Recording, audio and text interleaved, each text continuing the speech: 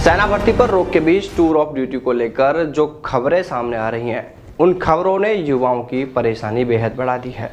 अब यह परेशानी और ज़्यादा कुछ इसलिए भी बढ़ जाती है क्योंकि टूर ऑफ ड्यूटी को लेकर जो तरह तरह की बातें सामने आ रही हैं, इनको लेकर सरकार या सेना की ओर से अभी तक आधिकारिक तौर पर ऐसी कोई जानकारी नहीं दी गई है।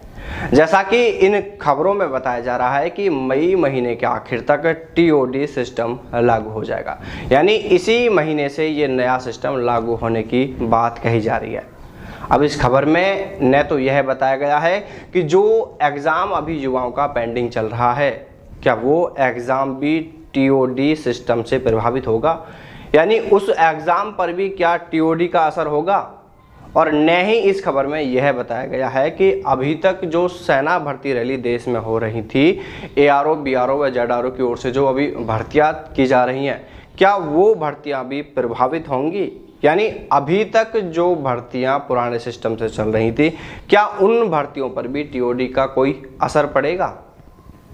देखिए, ऐसे ही कई और भी सवाल हैं जो इन युवाओं को बहुत ज़्यादा परेशान कर रहे हैं। तो चलिए साथियों, जानते हैं इन सभी सवालों के जवाब और टीओडी को लेकर आखिर क्या चल रहा है।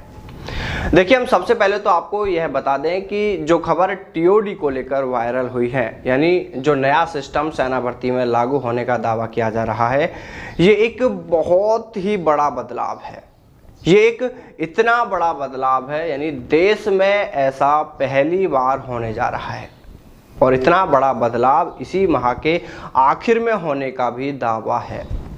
देखिए, हमें जो इस पूरे मामले को देखकर लगता है वो ये है कि अगर इतना बड़ा बदलाव इसी माह के आखिर तक होना है तो अब तक तो यह मुद्दा नेशनल मीडिया में बहुत बड़ी चर्चा का विषय बन गया होता। इसको लेकर बहुत बड़ी बड़ी डिबेटें भी अब तक शुरू हो गई होती, लेकिन नहीं, यह खबर सिर्फ और सिर्फ कुछ न्यूज़ वेबसाइट पर ही देखने को मिली है। और जिन न्यूज़ साइट या उनके सोशल मीडिया प्लेटफॉर्म पर यह खबर देखने को मिली है,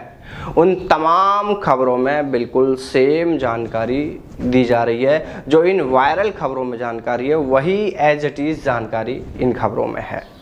अब ऐसी स्थिति में संभव हो पाता है कि जब या तो सरकार या किसी डिपार्टमेंट द्वारा मीडिया को